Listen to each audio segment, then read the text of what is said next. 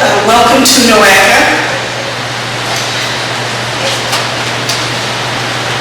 This is the board meeting of the Northeast Ohio Sustainable Communities Consortium. Today is Tuesday, April 22nd, 2014. We do not have a quorum, so we're going to go ahead and continue into the meeting, and we will see if we can get a quorum by the time we get to the action items. And if we do not, I'm going to request that we skip them, move forward to the other items, and then come back to the action items. So why don't we start with an introduction. I'm Grace Gallucci. I am chair of the Northeast Ohio Sustainable Communities Consortium, as well as executive director of NOACA. Executive director of the consortium. Hi, I'm Don Chico, Southern County Public Development.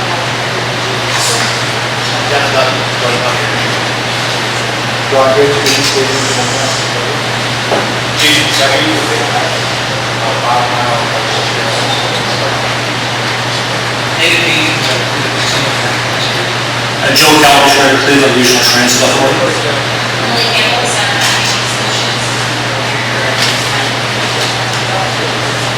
Mike Challenger, Lynn County Road Partnership. And Diamond City Building for Mayor Products. Bill Davenport, City of Youngstown. Shorts, State University. Ed Morrison, Purdue University. Great. Do we have anyone sign in for public comment? No? Okay. Then again, we do not have a quorum, so we will skip over the action items and come back to them. For discussion, Hunter will give us an update on the current budget and staffing, as well as the close report. Madam Chair, as you know, the funds are winding down on the HUD grant. Mike Nichols was, I think, our last employee who left our employment about 3 weeks ago. So you have essentially one employee now. And as you know, Jeff Anderson has taken a job in the private sector. So with the help of the NOACA staff and a number of other volunteers, we'll be able to finish out the work.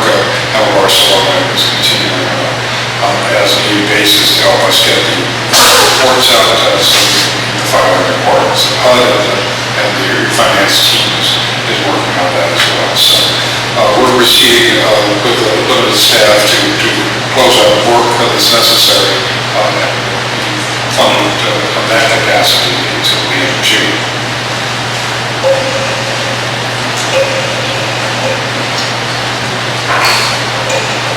Okay, so the next on the agenda we have an executive committee update, and we have been working at the executive committee to develop the future of NEOSCC 2.0 as well as the transitional framework, which we refer to as 1.5. I want to thank the executive committee, first of all, for the work that they did in developing the documents that we sent out to you, which is the development of a membership strategy. I think that it's a good approach, and I do want to thank them for their efforts in that regard. So we did send out, after the agenda had already gone out, I think it was after, we sent out it's a strategy for the future membership of NEOSCC, and we put together a framework that would allow people to join NEOSCC at various levels. So we would have public sector involvement, private sector involvement, individual citizens could be involved and be members, as well as we would have the ability to have partners, and it would convenient to change it to something else that I have in front of me. Stewards, thank you. And so I'd like to take just a few minutes to see if there's any discussion on that particular aspect of it. We at this point haven't worked out yet the details on the board, but the board, we have recommended come out of that membership in some form, but we're not completely there yet. Nevertheless, I do think having the membership strategy outlined is a very big step forward, and with the board's concurrence today, I would like to move forward and begin to solicit membership for the 2.0. In doing that, I would ask that this group, which is the existing board, be the initial folks to rush to the signing of the documents and becoming full-fledged new members, carryover members. Any of the executive committee members who worked on this, do you have any comments that you'd like to make? Hunter, did you have? I just would like to thank the people that we participated in some fairly lengthy interviews that I conducted at a variety of levels around our organization to get a sense of what's possible, particularly from the public sector members, and we also relied on frameworks that several other contemporary nonprofits in Northeast Ohio had used with regard to corporate donations and with regard to individual members. And I think this is a well-considered effort by the executive committee to find a set of dues levels that are sustainable to get the largest number of organizations, institutions, individuals in the room, but also to leave opportunities for some major sustaining contributions from regional stewards and collaborating partners. And it's based on how the work the strategy design group did for us, then refined by both the conversations we had at the board level and by a more detailed look at comparable types of organizations that share a mission in this space and share our concern that everybody from a student, senior citizen to a major corporation or a national foundation, if they share our perspective, has an opportunity to contribute. And you'll see in the stewardship categories, collaborative partner categories, we're actually asking for people to sign on for an extended period of time in increments, so that we have some guarantee that there's a time enough to be about the business of implementing the recommendations. My own experience, and experience of many people in this room, is this type of work design that I've had in over the course of budget cycles and planning cycles and like, to attract the staff and to retain the staff and to get about the business of performing on our mission.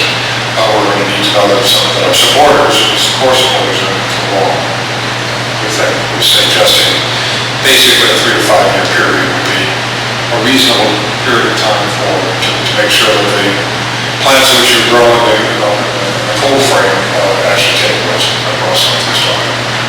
That was also part of the discussions we had at the executive committee level as to what we really need to be an organization that can work in Northeast Ohio to achieve what we all aspire to.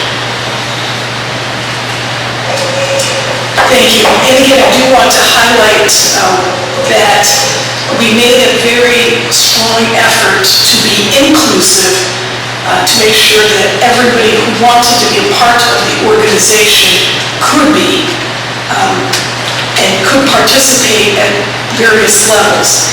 And as Hunter said, anyone from a student or senior citizen at $10 a year, all the way up through a regional steward at $50,000 a year.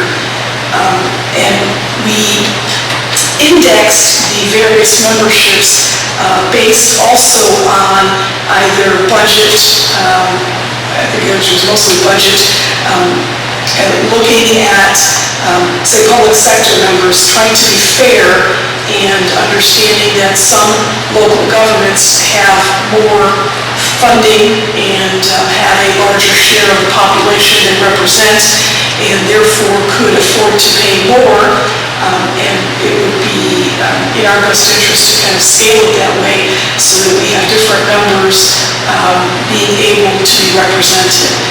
As an example, for the membership of the MPOs and NEFCO, that was scaled so that NOACA, being the largest NPO, would carry a $3,000 a year membership, while the medium ones were at $2,000, and the small, which would be under $1 million of a budget, would be $1,000. That's as an example. And we did that throughout the entire membership, including even private sector membership, recognizing that even the corporate world has varying levels of revenue that they bring in and budgets, and so they also would have the ability to participate in different price points. Our initial thoughts on the board would be that the board would be probably 20 members, and they would come from the membership levels, and we would have some formula that would ensure that there are seats represented in each of these categories. And again, we haven't fully fleshed that out, but that would be the idea.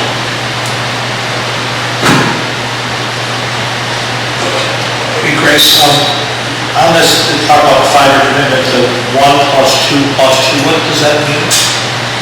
This is frankly, one of our thoughts was that we need to set some goals, and if we're asking somebody for a 5-year commitment, there's going to be a fair amount of skepticism. So we're suggesting that there ought to be some division, whether it's 1 year, and then for the first year commitment, and then if we don't think we fail to perform, you're off the hook. Then 5-year with options. what? Rolling adoption, basically, but performance-based. And if this is not the right division, I don't know, it could be 2 and 1, but I think it's going to be very hard with an untested new entity to get people to sign up for 5 years on a blank slate. I think they're going to want to see some fireworks, and that's our sense of how that might work. But again, this is a draft. Understand.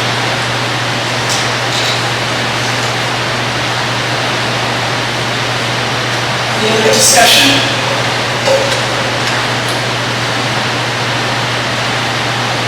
Any reaction?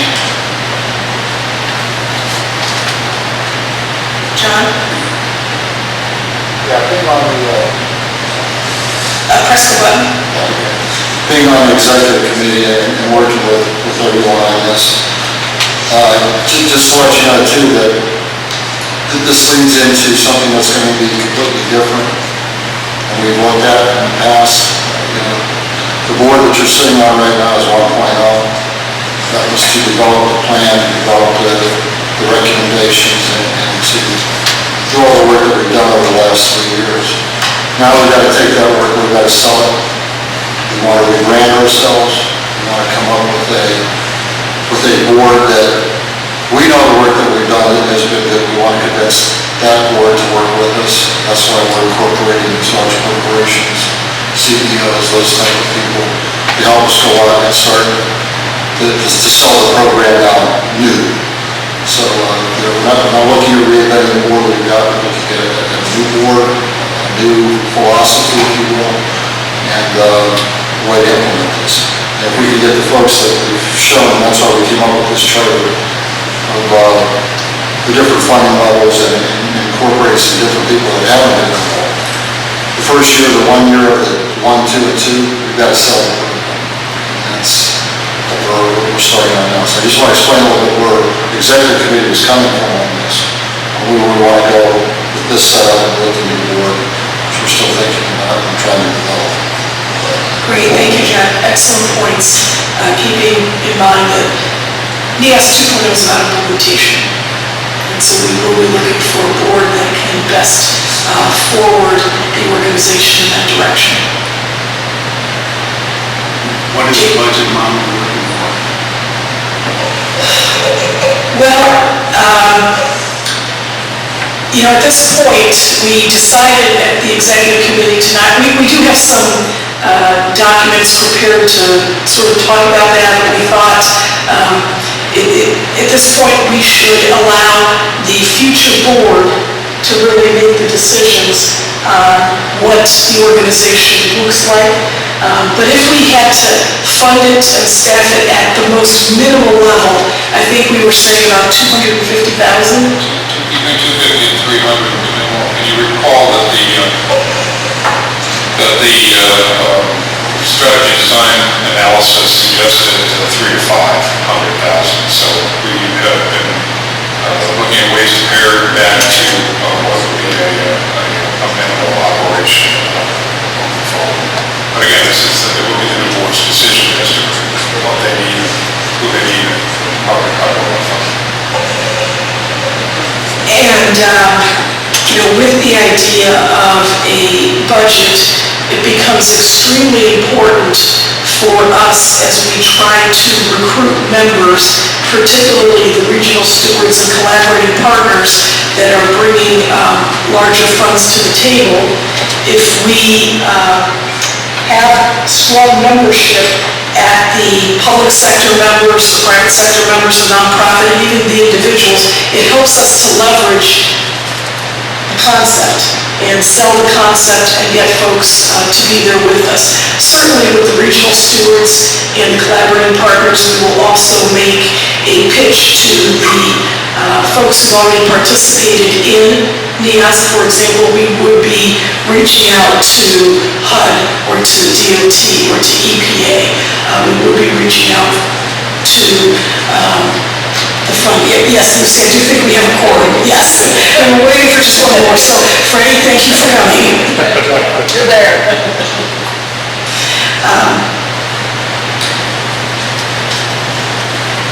So we need action on this too, don't we? I think it would be preferable. I think the board is ready to take it. Right. Yeah, this is actually kind of related to what you just said, Grace, and maybe to Mike's question in a roundabout way. It does seem, just based on who's here, if we all contributed today, say, we would have some funding, but we wouldn't be close to that $200,000, $300,000 range. So it does look like it really hinges a lot on the people in the regional stewards. I completely agree. I think the more that we show a willingness to say, hey, we're committed to this, that helps with that conversation. I guess that's where my question came in.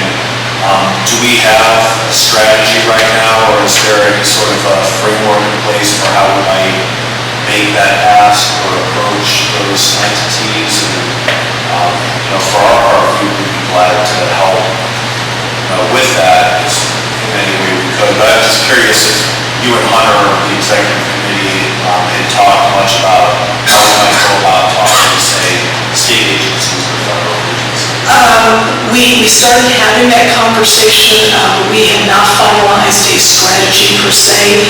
The executive committee would need to continue working after the adoption of this. But I think initially some of those conversations are informal and then they become more formalized. I am meeting with some folks at the end of this week who perhaps could be regional stewards or collaborating partners. I will begin the discussion by demonstrating where we've come from. Here's the plan that we developed. Here were all the partnerships that we had, and then the idea of we want to move forward to implement. But it's sort of a fine line because we don't want to create too much because that's really what the new board needs to do. And you have to create something in order to sell. So I think a lot of it's going to end up hinging on personal outreach. And so, I will be doing some of that as well as I will call upon other board members to do that as well. And of course, again, reaching out to folks who have so diligently participated in NEOSCC 1.0 over the last 3 years. If it helps also to think about it this way, clearly everybody at this table committed, right, we wouldn't have enough money to really move forward in a strong way, but we would have enough money to have an organization that is more of a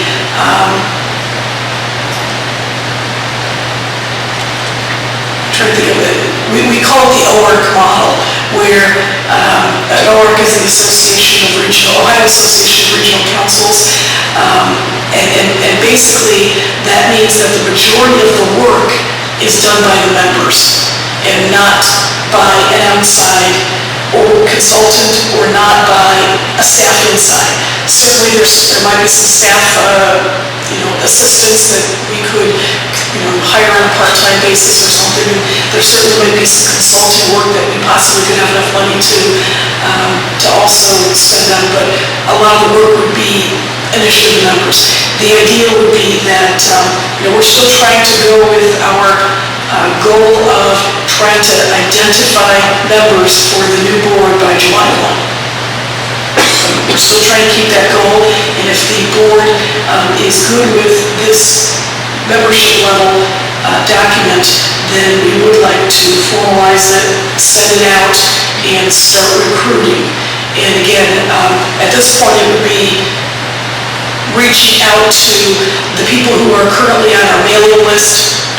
In addition to the board, obviously, we would try to work with the board first, but then our mailing lists, other folks that we've been in contact with, and then from there, the executive committee will work to develop a more formalized strategy to approach some of these others. As I mentioned before, there are folks who have already indicated to me they would like to participate at a higher level, and I think some of those represent a large portion of our region, and so therefore they could be very, very helpful in doing some further outreach. Yes? But just as a follow-up, I would suggest as we go forward, it sounds like this model will work well toward that end, that we keep our options open. I mean, as far as hopefully we get to that higher level where I think we will have more horsepower to be able to do things. But if we don't, like you said, we would have a not completely insubstantial amount of funding where we could at least do things like maintain the website, do some other outreach activity. And so I think it would be smart over the next couple of months, hopefully we get to that higher level, but we make some contingency plans where we can kind of have, a work program that's here and a work program that's there.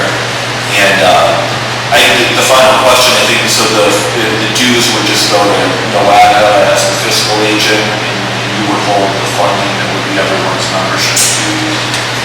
No, I don't think so. I think because NEOSCC is its own entity at this point, I think we would set up an account for NEOSCC, and if they need to have a co-signer or co-fiscal agent or something, certainly NOACA or anybody else that would want to offer that could do that, but I would prefer that we recognize NEOSCC as its own entity. That makes sense. Thanks. One other thing, in terms of the larger opportunities at the top of the page, we did note that there are federal agencies and their state counterparts that have been essentially the co-conveners in this process, starting in Washington, coming all the way, and there's philanthropic interest that has been a co-convener. So there are people that have been organizations that have been at the table, and perhaps they would be wanting to continue. The other thing that is not shown here is the potential for a substantial, in aggregate, substantial in-kind contribution from the member organizations. And I've talked to some of the NPO directors in particular, because I know you've been contemplating baking into your grant budgets a piece of the level of the work, and we've suggested that, as an in-kind piece, that about half of the average annual. So this has been a substantial work product that everybody's part of. I don't think it's really realistic to suggest that can continue, but I certainly think one of the key assets of this organization is the fact that agencies have put staff time in, material time in, and it made it possible for us to leverage. So embedded within the future pro forma is going to be some commitment or expectation, I think, of continuing kind of reasonable. And a lot of you work organizations, for instance, take credit for it, because that's a big deal. That's a very big deal to see a lot more participation in those times.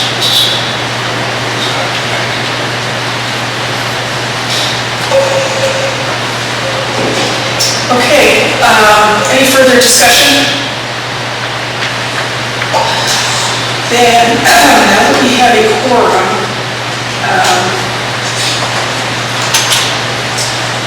I guess, let's move back up to the action items. And the first item for action are the minutes, approving the minutes of the February 25th, 2014 board meeting. Do I have a motion? Do I have a second? Second. All those in favor? Aye. Any opposed? Motion carries. Second, we have board member issues. I don't know if we actually need to take any formal action on this, but more acknowledging that Fred Wright has resigned from the board due to other priorities and pressing needs that require his attention. If you wanted to acknowledge the contribution you was able to make, particularly communications to the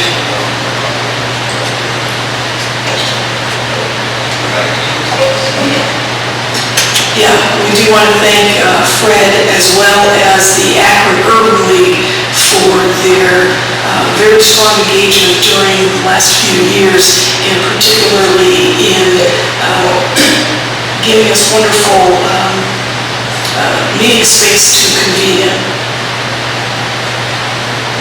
Yes? Fred's still with me. Yes, Fred is still with the Akron Urban League. He was just needing to reduce the...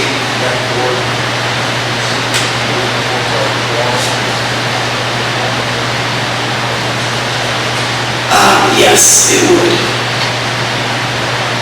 Because the organizations are the members, and so that does.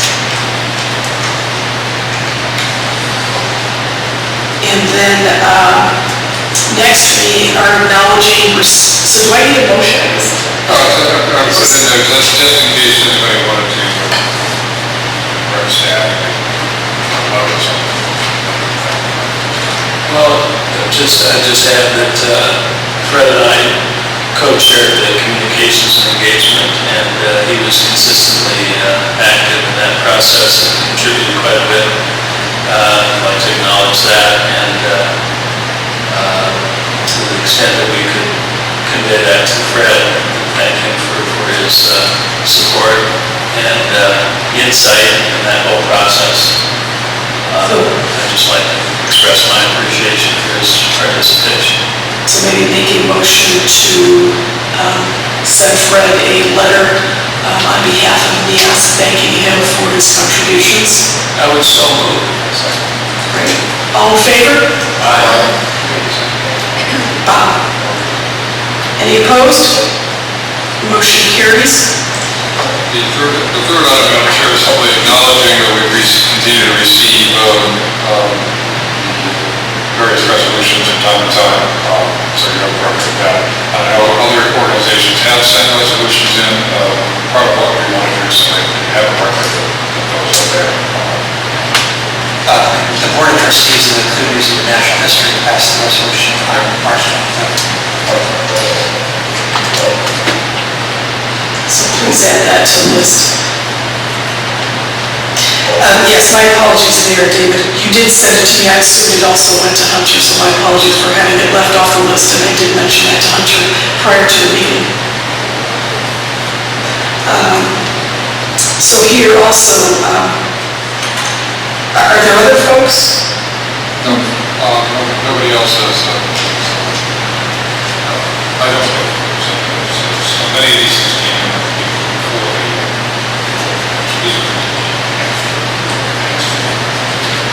Okay, so these are all those that are after. So do we need an action? Okay.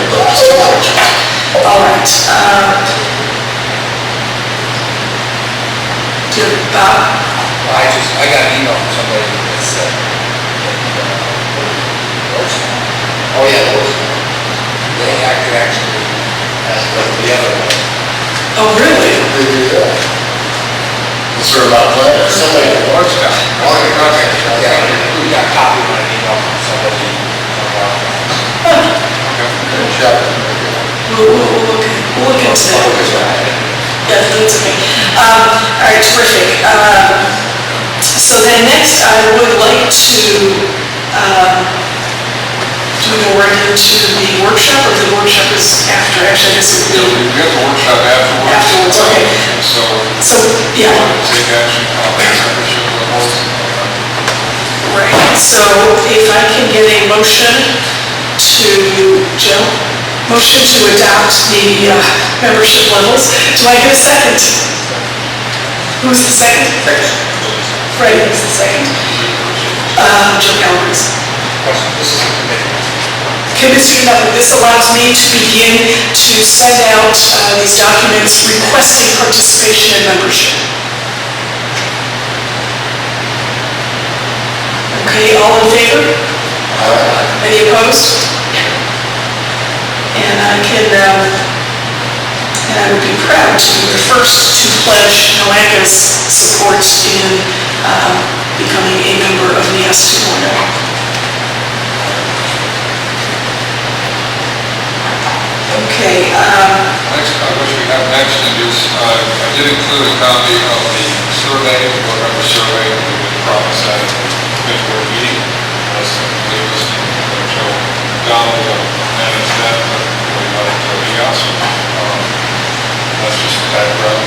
And then you have, for information, the committee reports, which you have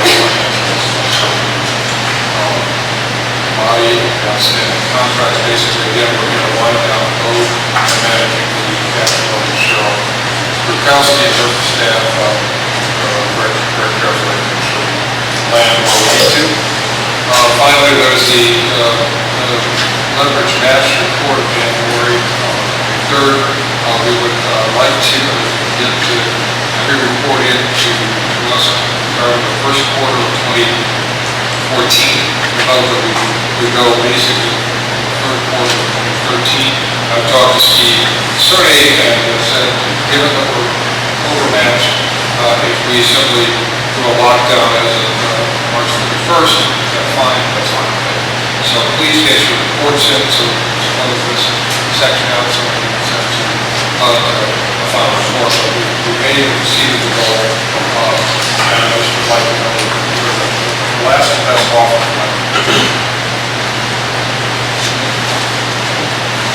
I'll send it to Kelly Harris, and whatever she's assembling this.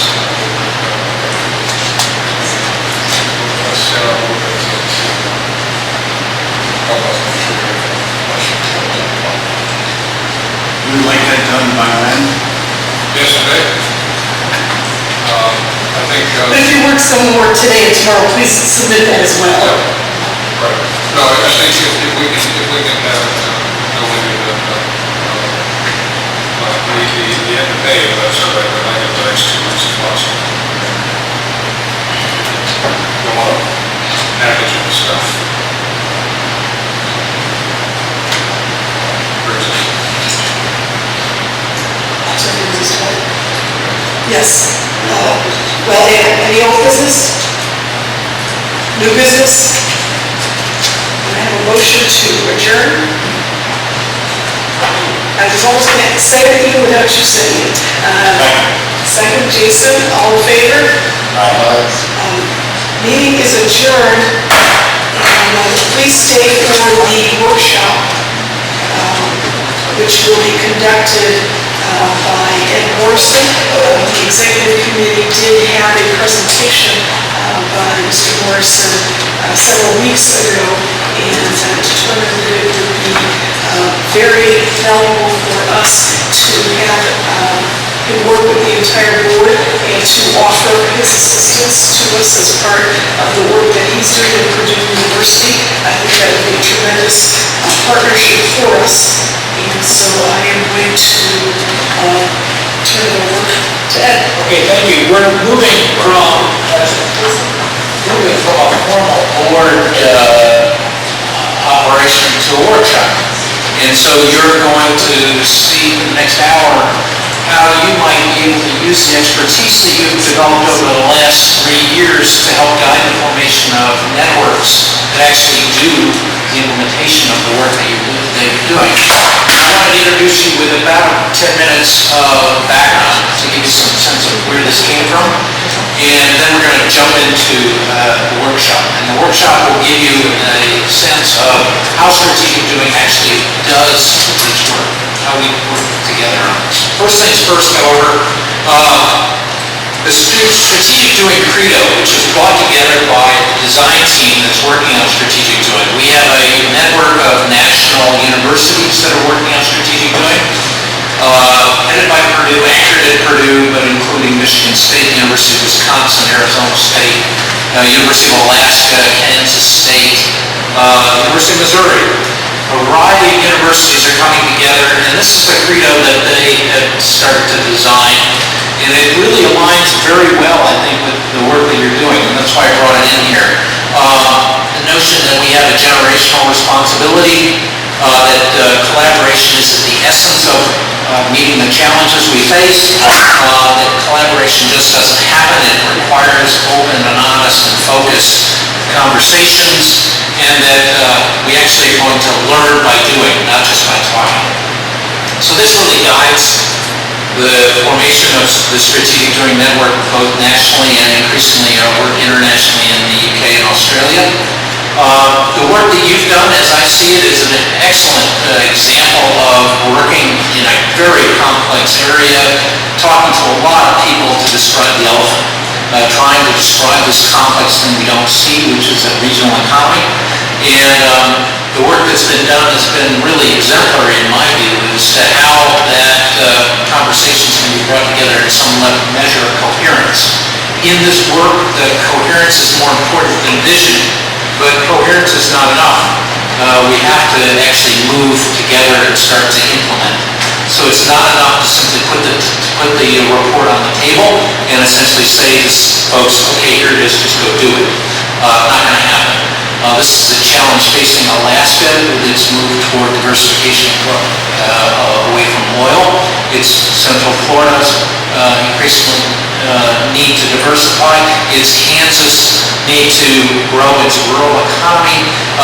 Range of challenges, all facing the fact that we can do the plans, but if the plans just sit on the shelf, we actually haven't done much. So the challenge is moving from thinking to actually doing. And here's where strategic doing actually can have some impact, perhaps. We're using these disciplines to build a new network of collaboration across the tri-state from Wisconsin down through Illinois and into Indiana. As I said, with a variety of other places, we're using the same framework. Why? Because it's the only approach that really seems to have some impact in generating revenues that can sustain.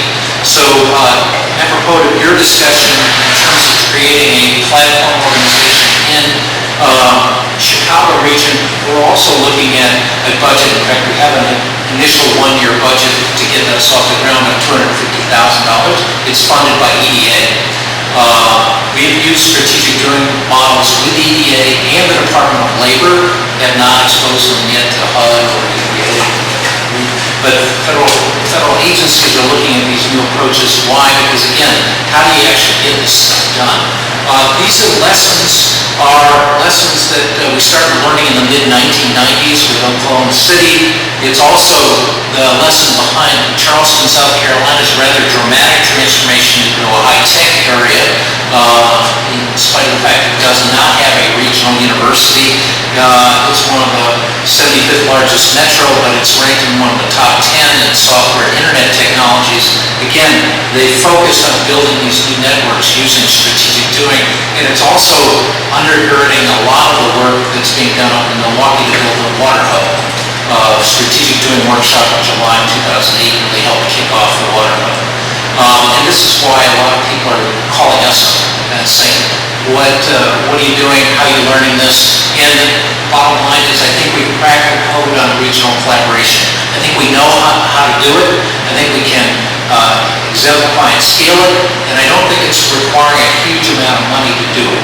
It's a very high leverage activity, and it does not require an enormous amount of overhead. So, for example, we manage a $15 million Department of Labor grant, 4 focus areas, 60 initiatives, 1 permanent staff person. So what's the secret of all this? It's the notion that when you face the complexity that you're facing in trying to implement a sustainable strategy for Northeast Ohio, you have to focus on simplicity. You have to follow simple rules. You can't layer on a very complex process on top of this. It won't work.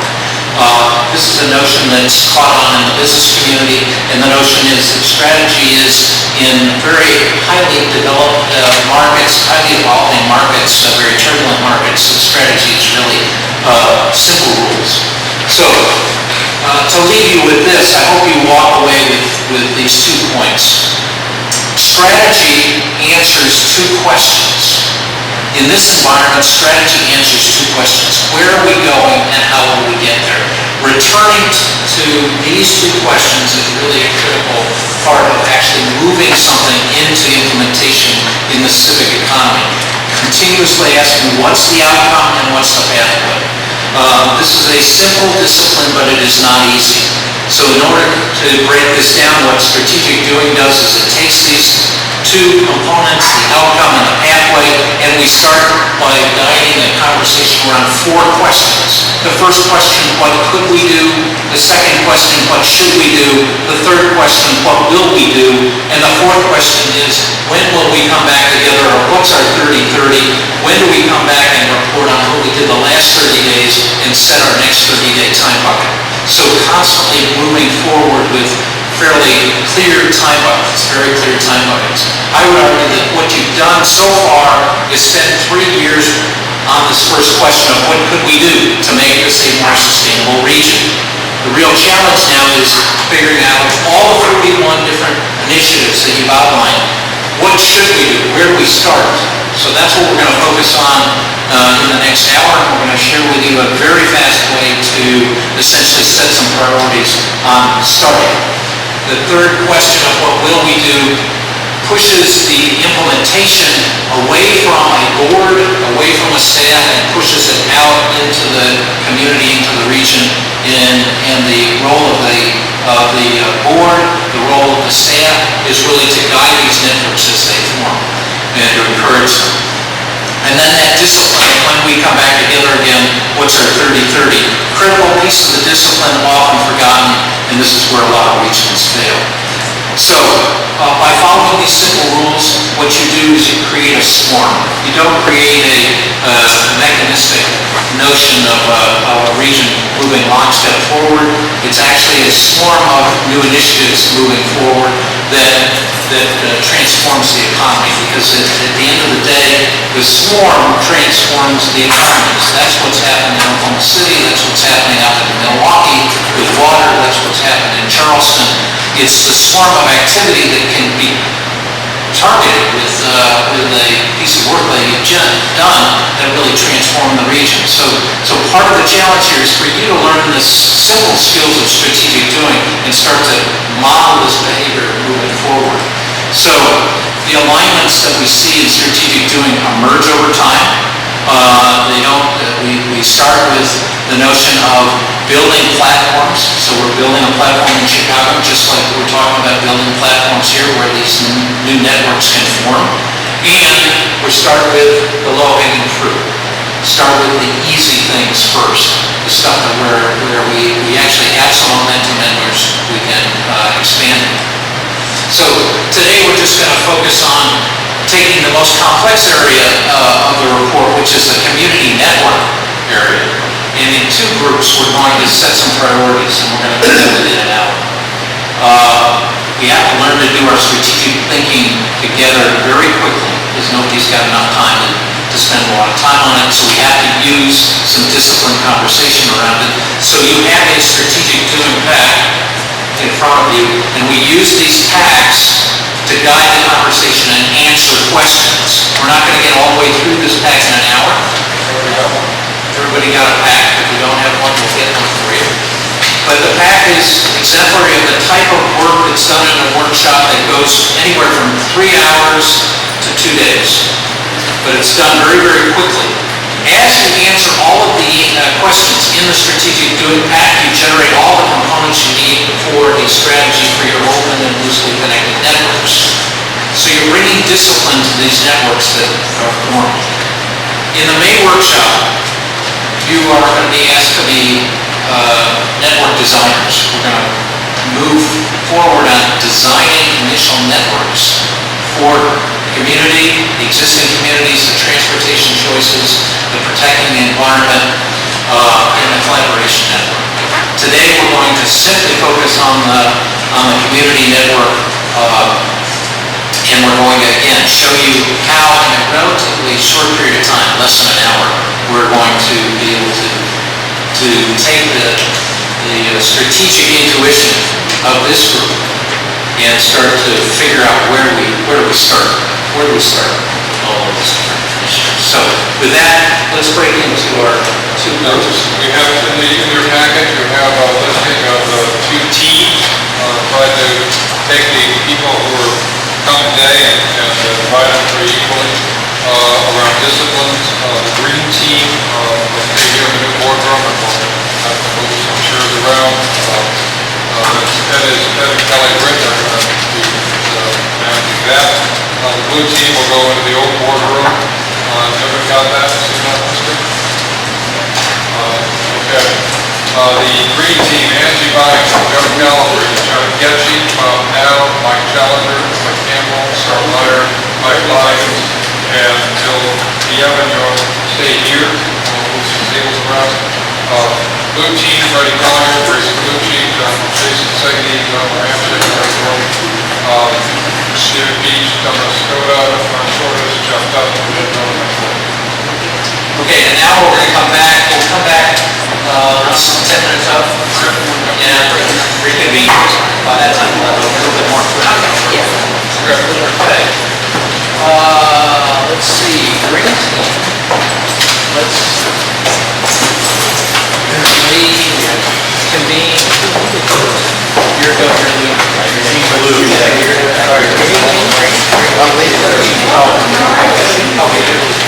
Green is here. Okay, now we'll just sit there and just kind of move around.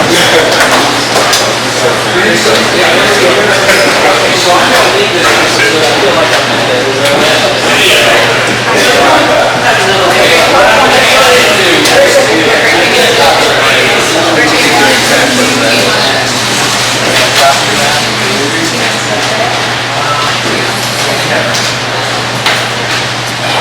So, our strategic doing workshop is going to be very abbreviated view of what this is. We're going to go through the first 5 pages of that strategic doing pack. Do you have that in front of you? Because I'm going to make reference to the... I'm the guide. I'm going to guide the conversation. We don't talk about facilitation as I guide. So I'm going to guide. My colleagues over here are one of them is going to be the knowledge keeper. That would be you. Okay, all right. So you're gonna knowledge keeping means writing in the final master pack, because the strategic action plan that comes out of the pack has to be written down. Has to be very clear. So this is, again, trying to demonstrate to you by following some simple disciplines, you can guide your groups, whatever, either in your work or moving forward. You can guide your groups towards strategic outcomes quickly. All right, so I'm going to ask you, Susan, Sarah. All right. Sarah's going to help. She's going to be our guide in providing background to the materials, because I'm not an expert on the background of the materials.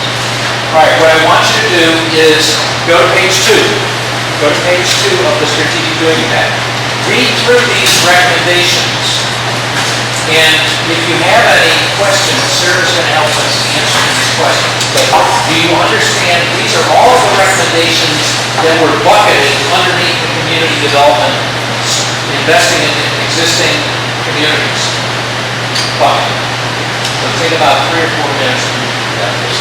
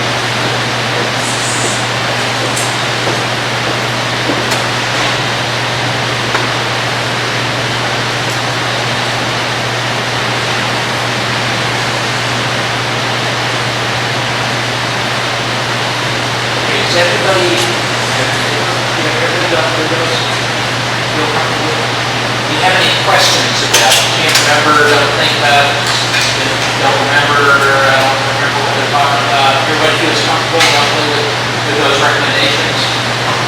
Fair enough? The land value tax. The land value tax. What was that? That was, I remember that one had some issues early on when we were talking about it, but basically saying that tax on the value of the land, not on the improvement. So it's an encouragement, so that we can try to balance the downtown. That's what I think. Okay. Question here?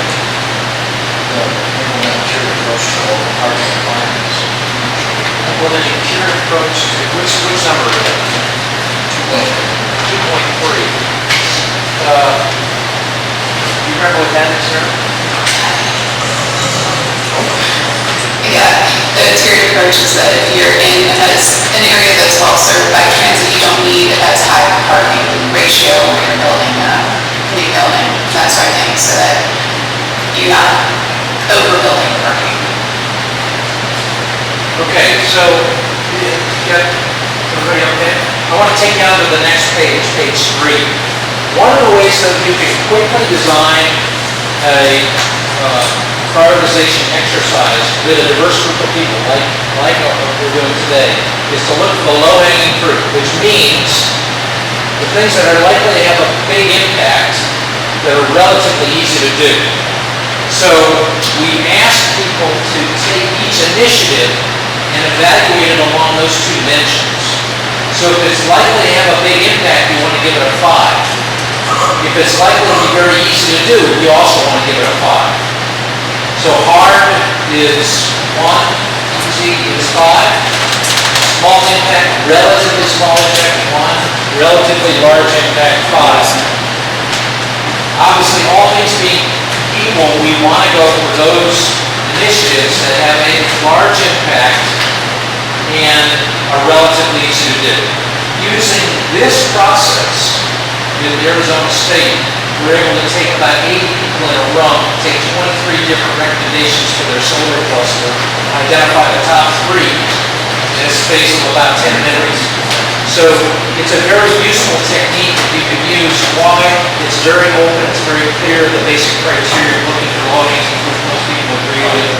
So it's a fairly quick way to do that. So what we're going to ask you to do is to use that same methodology on page 4. I want you to quickly go through and identify and rank each one of those initiatives, about 16 or 17 of them, by impact and implementation. In other words, if it's going to likely be a big impact, rate it a 5, not so big, rate it a 1.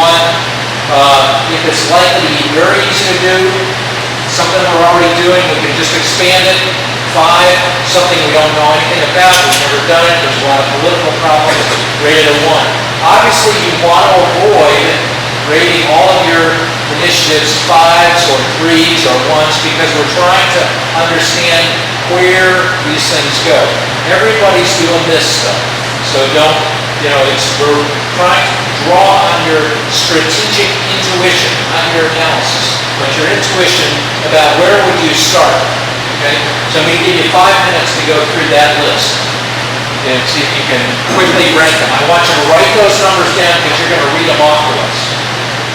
Do we consider these impacts within the 4 categories or at all total? In other words, under number 1, 1, 1, 2, 3, 4, 5, and 6, should we consider what's... No, I want you to rank each one.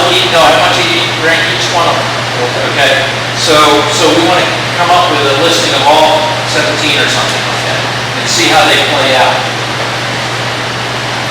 Okay, so you have to write these down though because we're going to ask you to total up your numbers and then you're going to read off your numbers to us.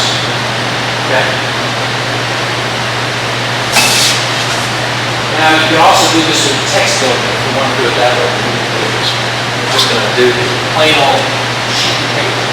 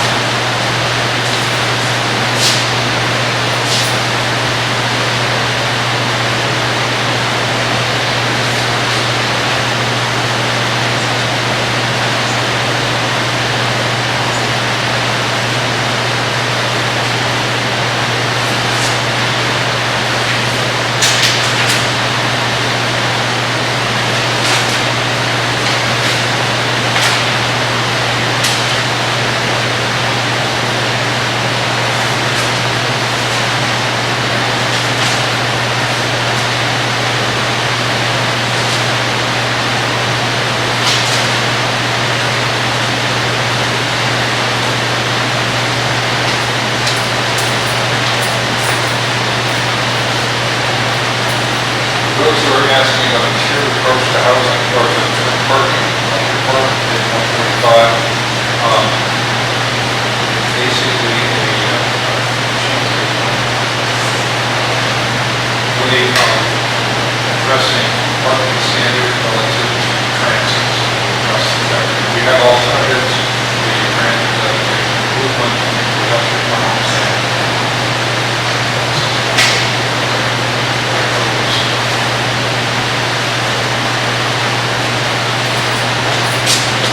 By the way, there's not going to be serious enough to call about. So, just about everybody done? Emily, are you, just okay? We're gonna go this way, so, you guys are, so, Mike? That's it. Okay, so Emily, what I'm gonna ask you to do, then we're gonna discuss this as we move forward.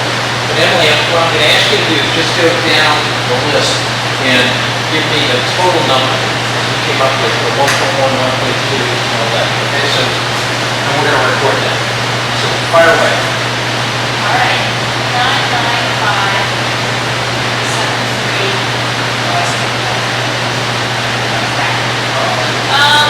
okay, sorry. 995, 673.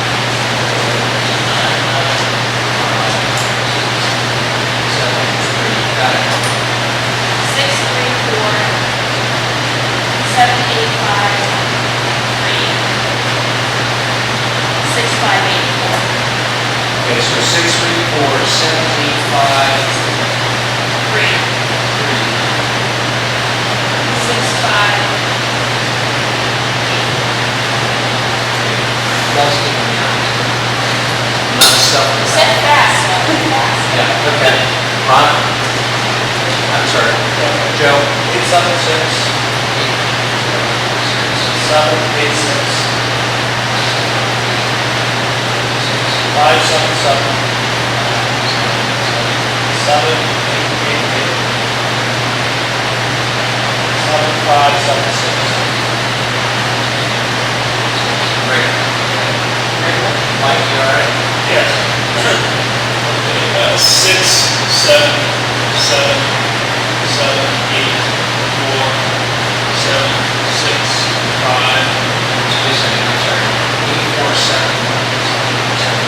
6, 5. And 3.1.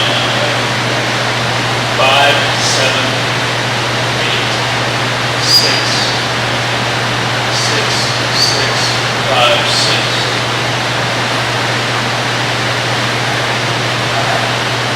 All right, guys.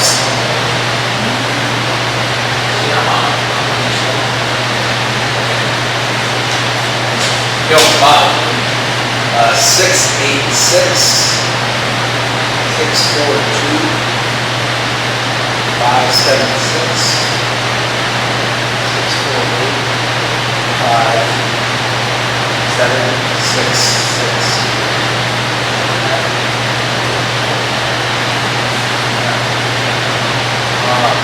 John. Okay, 576, 544, 556, 768, 7667.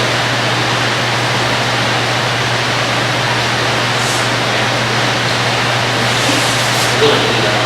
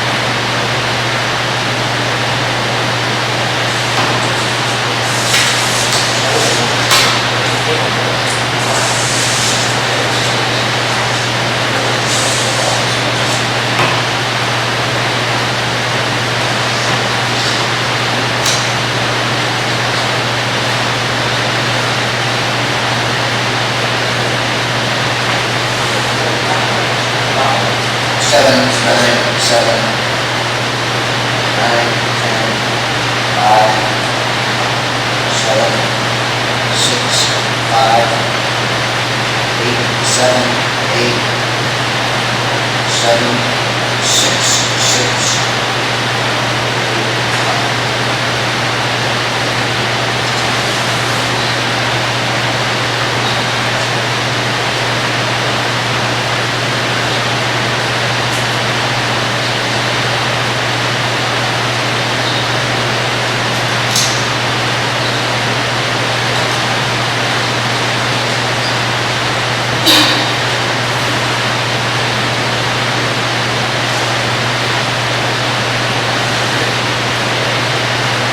Seven, seven, six. 666. 568. 776. 59868.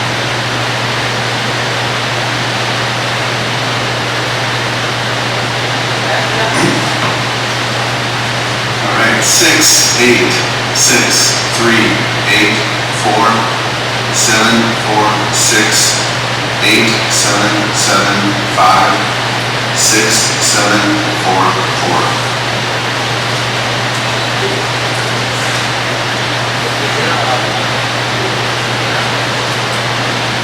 Feel like I'm doing one of those luminosity tests and not doing too well. I'm having a hard time. Aging. Data entry bottleneck. Oh, it's a data entry bottleneck, is exactly right. So I did all right today. I've done that. And I just got one down.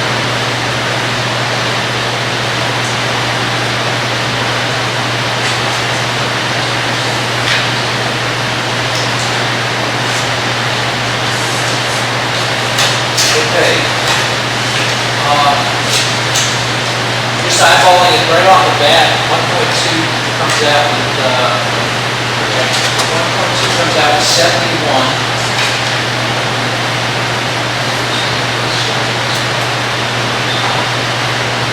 So 1.2 is our, that was pretty much, it's a first, that was the highest one. Next is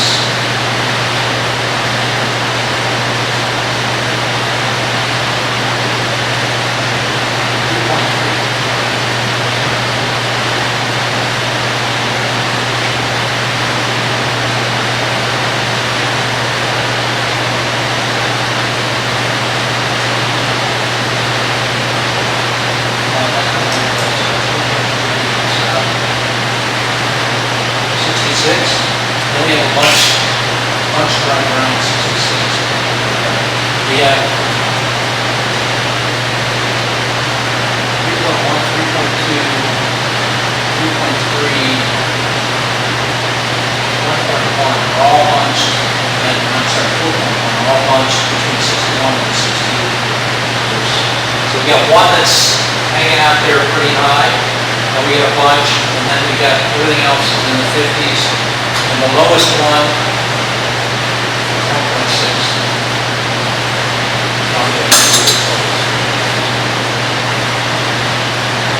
So I can give you the totals here. 62, 71, 56, 57, 63, 39, 55, 54, 53, 63, 62, 66, 53, 61, 56, 57, 49. So let me just go back over here. Everyone in the room took 1.2 and scored either a 7, an 8, or a 9. Does that line up with where people feel like that one jumped out in terms of being probably the biggest impact in the NEOSCC? Fix it first. So, Basically, we're going. That's what we're doing now. yeah, so it's basically expanding what we're already doing, right? Continuing it, growing it out. Would that be fair? I said, well, hopefully. That's what we're hopefully doing now. Right. But the idea would be to take what we're currently doing and grow it. Is that a fair enough way to think about that, Bob? Is it? Well, I think, I mean, Dave's point is, I scored it as a 5, back 5 to 3 on the difficulty, just because it's a challenge for the project, points. Right. Okay. That's project, but it's funded, that's the challenge. Right. So if we look at the next one down, 3.3 is the next one. Scored 66, which is 5 points lower. 3.3 is to expanding land bank areas. Those are ongoing. Again, another one of these things where we're already doing stuff, and so, the notion is let's expand it, right? So we've got 2 areas that seem to be pretty well, we're already doing these things, and it's not that heavy a lift. Anybody score land bank in terms of ease of implementation at 3 or below? I mean, anybody see that as hard? No? You scored it at a 3? Okay. Now, these are 2 areas that, based on the judgment of the people sitting around this, we'll see what they say. But based on the judgment of the people sitting around this table, is saying, take the things we're already doing and expand them. That's kind of the message on it. Fair enough? What distinguishes, now we've got a couple of, I want to look at 1.5, 1.1, and 3.1. 1.5, 1.1, and 3.1. A little harder to do, all 3 of those. They're all bunched and roughly the same numbers. A little harder to do, I suppose the implementation more difficult, impact is positive, the implementation. or harder. So there's a bunch that are kind of bunched in that other area. Now, this is just, again, our effort right now to kind of make sense of 16 different priorities or 17 different priorities and say, if we were to start, we would look at. Now, both Hunter and I have been looking at, and this will hand this out, you've seen some of these graphs or some of these charts, but trying to figure out, looking more deeply, that as you get into these things, okay, where do you start once you sort of identify an opportunity? What's the organization? What's the kind of the mix that might generate the spark that starts to move this thing forward? So that's what these tables are designed to do. The first table is basically Hunter's staffing view of where the real opportunities are. You look at it, the green ones are relatively easy to do, the yellow ones are a little harder to do, the red one is hard to do. So again, we're triangulating, trying to make our best judgment as to where to start. And so I think we've narrowed this down to a manageable universe, right? Anybody got any heartburn about any of this stuff as to where we're going with this? Feel comfortable? Feel comfortable? All right, so what I want to do is, and we'll do this a little bit more in that May workshop, I want to take you to the next page. So we captured all this, all right? We're going to capture this, and you can leave your your strategic doing pack, you can leave that behind for us to have, if you'd like. Write your name on the outside and just leave it for us so that we know how you scored, or you can keep it, whatever it is. But I want to take you to the next page, which is page 6. Page 6. Now, typically, what we would do in a strategic doing workshop is that we would take one of the initiatives. We would go through a prioritization exercise, we take one of these initiatives and say, okay, if we're going to move forward with this initiative, we have to give people a very clear idea of what the outcome looks like. How would we measure success? What would success look like? So I want to take that the first initiative that we selected, the one that has 71, which is 1.2. And I want to ask you, okay, let's fix it first. Okay, nice bumper sticker, fix it first, got it, okay. But if we're wildly successful in the region, 3 years out, 4 years out, what are the characteristics of success of a fix it first strategy, policy? What are we going to see, feel, do that's going to be different in this region? Fewer potholes. Fewer potholes? Okay. Better press. What's that? Better press in the neighborhood. Better press. Radio. Better press. Okay, so people are gonna appreciate the infrastructure stories and the fact that we're actually doing. So fewer potholes, something that everybody. What else? Or what other characteristic would you come up with? What would you? If I'm a New York Times reporter and I come in 5 years from now and I say, okay, you did this great study, got it, fantastic. You adopted this fix it first policy. Yeah, you got fewer potholes. What else would you show me? What else would I see? Better budget. Better what? Budgets. Better budgets. Tell me what better budgets mean. Well, you're not doing new things, but then you have to not just build and maintain. Okay, so your proportion of new versus maintenance is going to move toward maintenance, more maintenance. So we're going to see budgets that are going to skew a little bit more toward, instead of doing new projects, maintaining our existing projects, right? Fair way to say that? So we're going to see reallocation of budgets, okay? And we can measure that. Mike, what else? Thank you very much. The outcome of that would be more of a renewal of existing Okay, that's pretty vague. Tell me what that means. What does it mean in your mind's eye? What are you thinking about?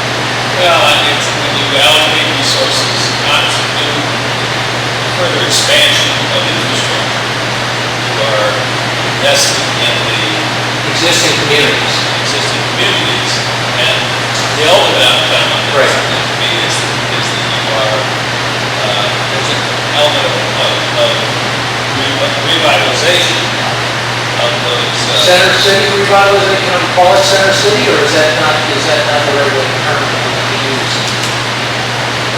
How would you frame that? How do you frame Mike's comment today? That's really just. What's that? It's investing more in existing community. Okay.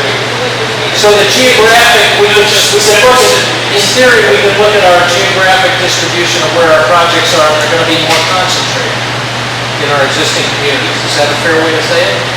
Fair way to think about it? In other words, if I did a heat map 5 years from now, I could show you a heat map of what's going on, John, in your region, and you'd start to see it more concentrated in the existing communities. Is that Maintaining the existing system. Maintaining the existing system, so we're going to see. Positive urban sprawl. Right, okay.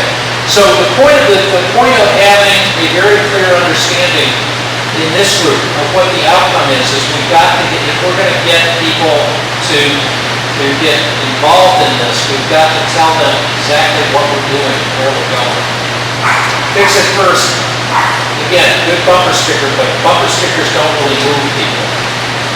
They demonstrate a point of view, but what we've got to be able to do is say what the key element is. So we've got, all right, so you,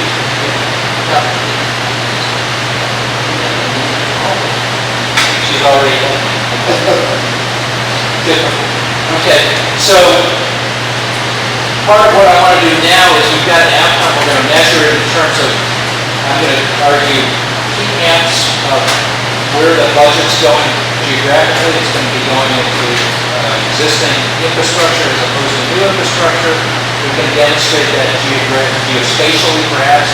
We're going to see budgets skewing more to Joe's point, we're going to see budgets skewing more toward maintenance instead of new construction. We're going to see fewer potholes. Fair enough? Fair enough? Okay. The reason this is important is because in order for a group like this to start motivating people to actually start doing things, the group here has to have a clear mind's eye view of what success is. Now, I want to take you to the next page, which is page 7 in your book.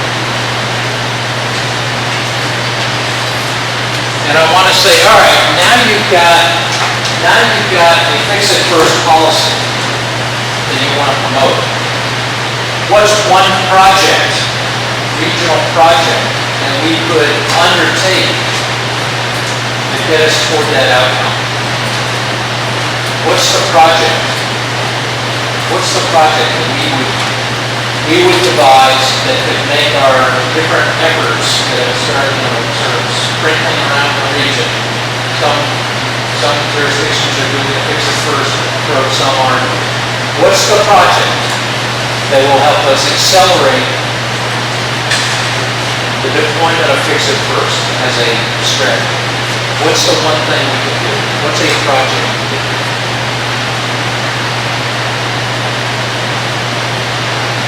Well, I think with relationship to highway projects, we're all going to have our own You're all going to have your own project. projects.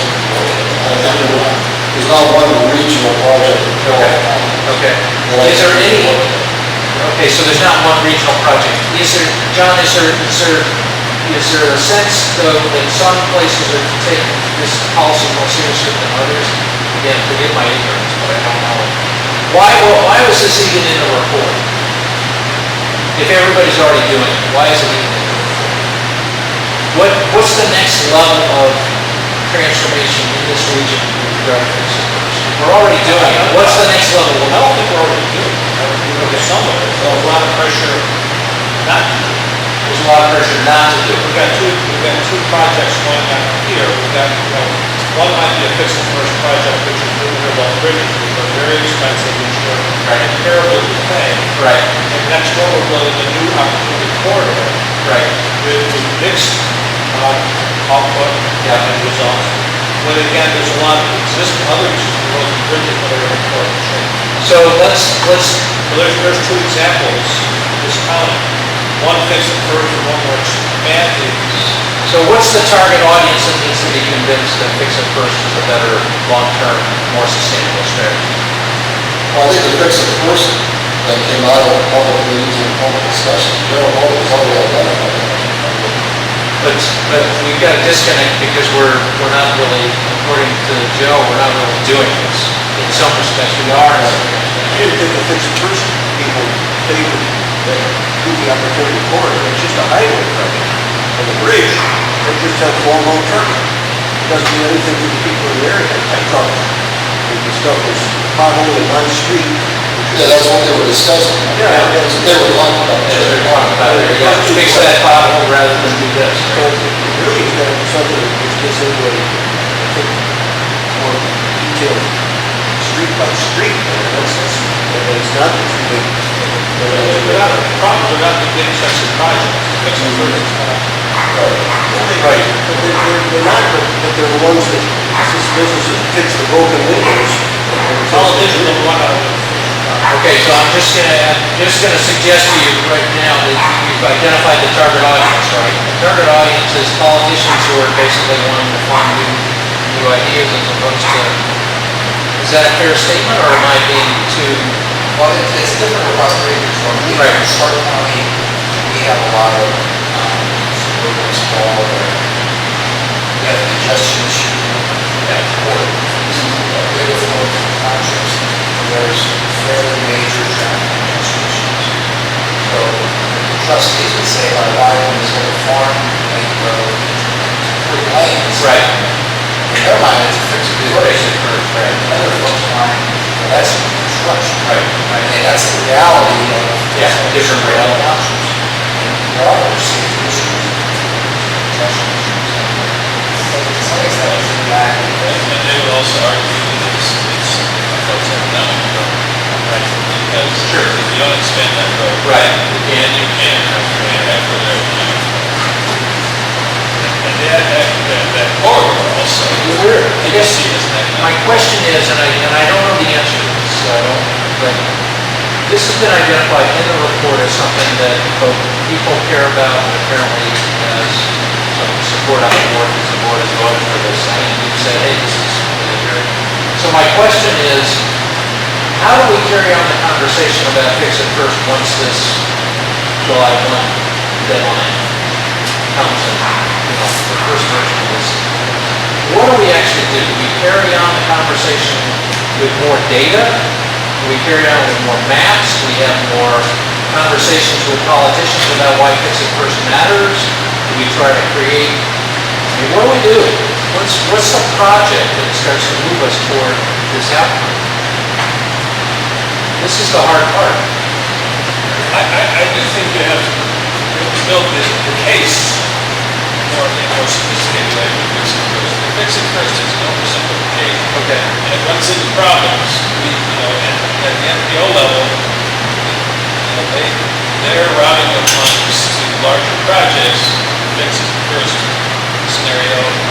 So does it make sense to talk about, a fix it first caucus or any kind of grouping of people that can come together to develop and marshal arguments a little better? Or is that something that's not something? Or should we just say, this is fix it first, there's so much diversity across the region, everybody's going to take care of it? I think it needs to be articulated better, myself. Fix it first, it kind of falls a little bit short when it comes to specific projects, because, when push comes to shove, and that township has traffic problems, and they have economic development happening there, that's where the money's going to go. Unless you can make the broader argument that they're going to, all this money you're pouring into that infrastructure eventually is going to be problematic, and the abandonment of those old communities, not. So you got to take a longer view. You got to take a longer view to make this thing make sense. You do. The other thing is the language says privilege fixing projects. Sorry? It's privilege fixing projects.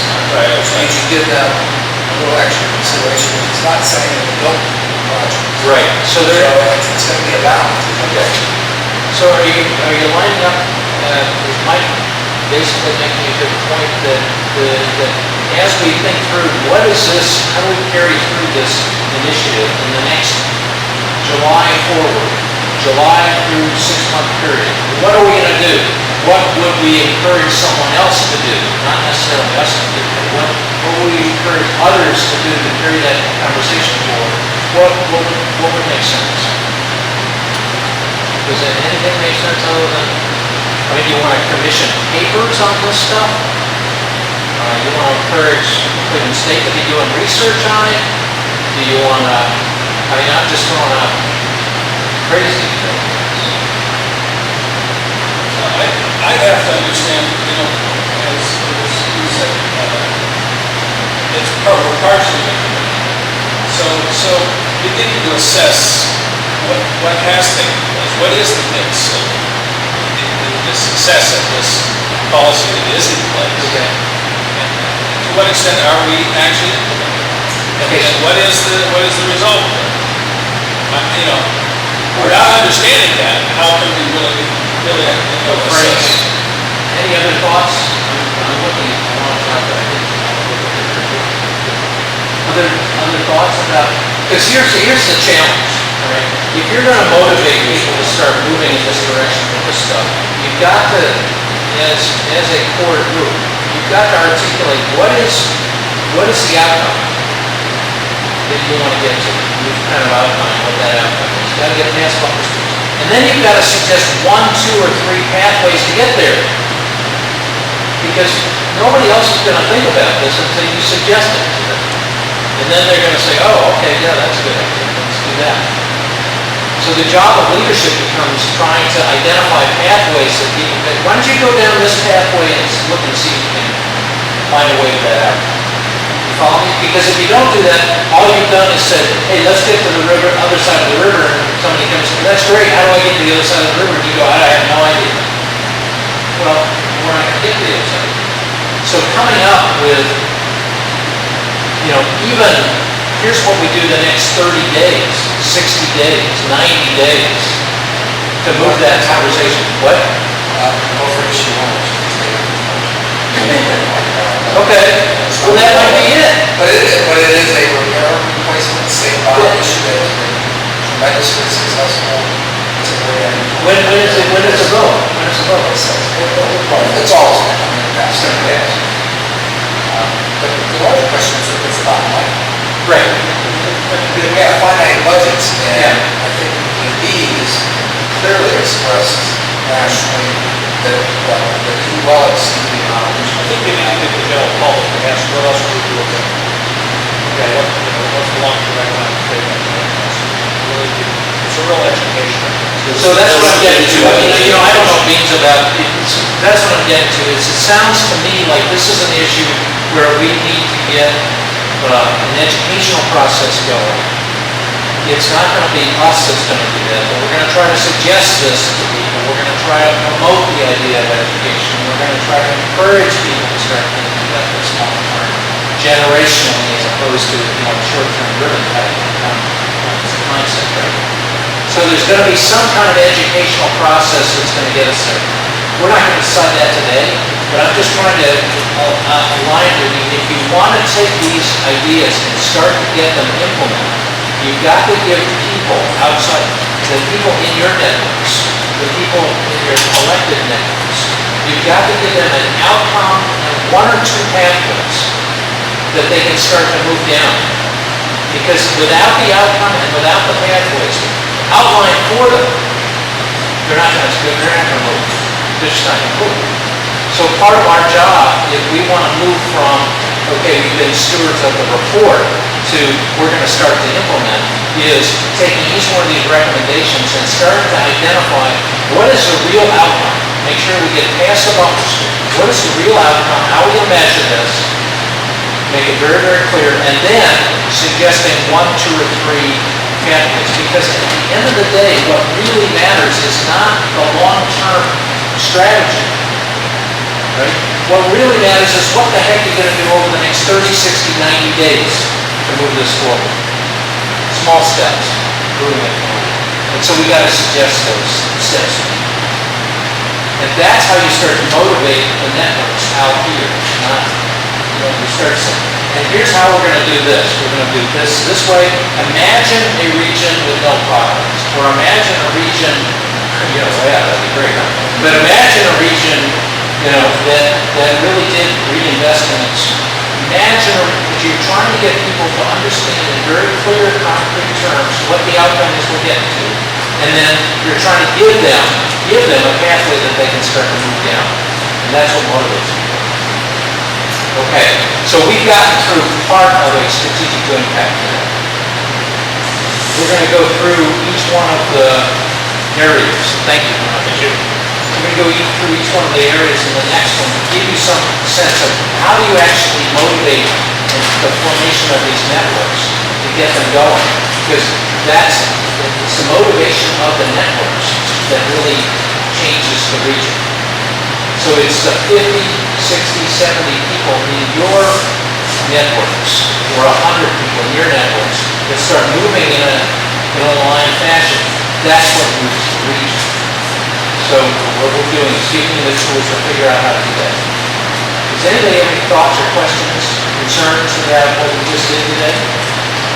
We did a quick, let me summarize. We went through 17 different initiatives. We came up with one that stuck out. We came up with a bucket of 3 or 4 that kind of tightly bunched, that were equal.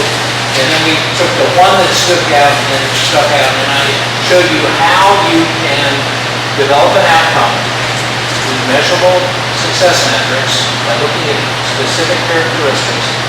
Then I suggested to you that you need to come up with not only the outcome, but the pathway project. And it can be anything over the next 30 days, 60 days, 90 days. That's what motivates people to move forward, is these small steps. So hopefully I'll just guideline, I set that down a little bit. We've done tons of great houses, very action oriented. Like the action. But I want to emphasize that the mindset you take into this is not, this is what we, 10 people sitting around the table, are going to do. That's not it. Because you and 10 people sitting around the table, you're not going to be able to do anything, really. I mean, you're going to work in your own thing, but you're not going to be able to really move the region because you don't have enough time, resources, any of it. What happens when you is a swarm idea. The transformation of Oklahoma City happened when 6 people said, how do we motivate the networks we have? Because people pay attention to who you are. You're in a position of leadership, you say something, people are listening. People are listening to you. And you say, here's what we're talking about. When we talk about fix it first. Now, going forward, as we have a discussion, I have a pretty clear idea that when John talks about this fix it first, and Mike talks about fix it first, going forward, you're going to trigger, here's what we're talking about. And it's going to be an alignment, better alignment, just after 45 minutes of talking about it. You have a clear idea. So all of this is part of the strategy of motivating your networks to move forward. So, all right, so where did you come down, Hunter? What was your one initiative? Well, we're still wrestling with this plan. Put them in turns. I don't know. Well, in any case, do you have a feeling for how you can do this? Listen, again, these are skills that you can teach to your staff, you have for yourself, that motivates the networks outside. You're giving people, you're leading from behind. I led this group from behind. I didn't say those people, it's a new set of leadership skills that you all have, that you're all capable of using. Fairly simple, it just takes some practice to do it. So, Grace, we came out with one top initiative, which was fix it first. We came up with a pretty clear idea of what that looks like in terms of success metrics. We started talking about if you were doing a heat map, a geographic heat map of where investments were, you start to see them more concentrated and spread out. Of course, that's one. So geographic concentration of those investments is one metric. Second metric we talked about was simply the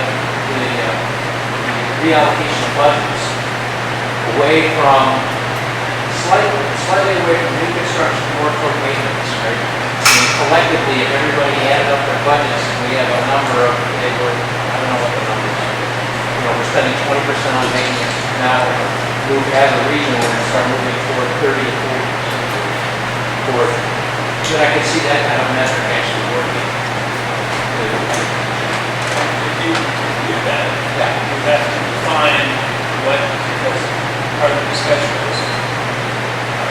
One person, Yeah. the project might be Right. fixing it. Right. In another mind, if that's new. Yeah, and I don't think you can have a one-size-fits-all, but basically the point that Bob was making is that you can't make this a one-size-fits-all solution, but you can't carry on a conversation around this stuff. And what we came down to was where we have a part of actually implementing this idea is what's the pathway project? What's the project that's going to move us in that direction? And the pathway project looks like it's going to be more something along the neighborhood of doing something in the next 30, 60, 90 days to encourage more education around the value of fixing a person over a long-term time.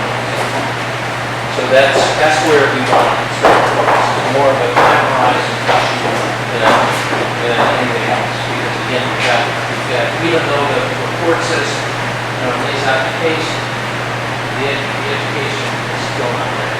Fair enough? Fair discussion.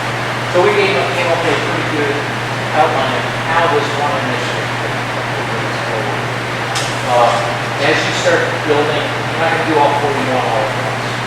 As you have this kind of focused discussion, you can start thinking about, okay, well, how do we engage, who do we engage, what do we want to engage them about, what's the outcome we're trying to engage them on, what's the pathway that we want to start to move people down, to encourage them to move forward. Then you start to see how this starts. Does that make sense to people? Comfortable? Okay? Okay, it's 3 o'clock. So,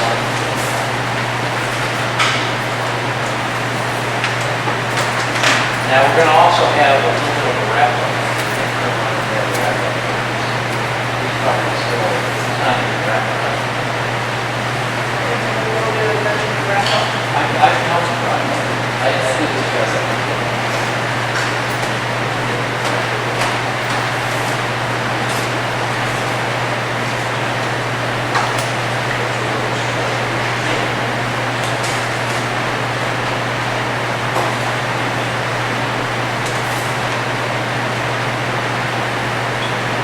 Where's your other clothes?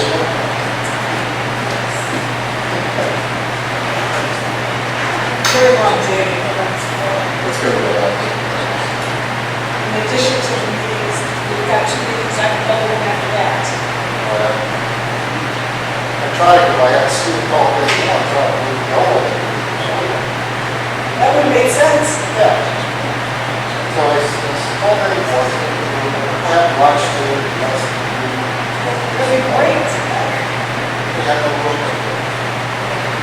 Come on. We have a group that goes inside, we're not, Exactly, but they have no rooms. We're a small group. no room. I don't know what we can have. Let the call get it, ask.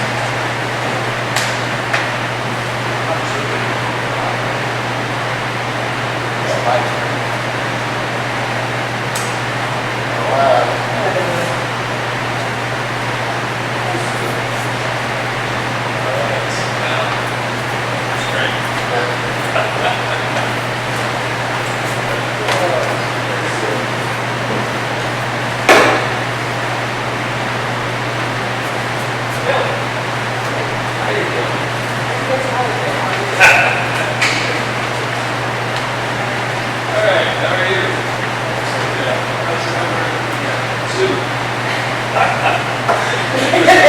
It's funny, because when you say that, most of us can still have that apply to our work. But she specifically can't. Double meaning. Yes.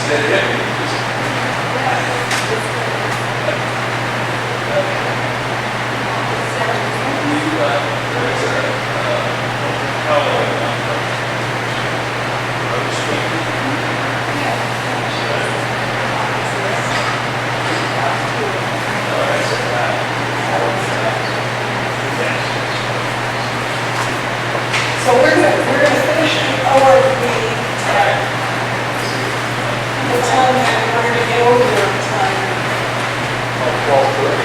I would think, right? Maybe all I need is the one and the bus.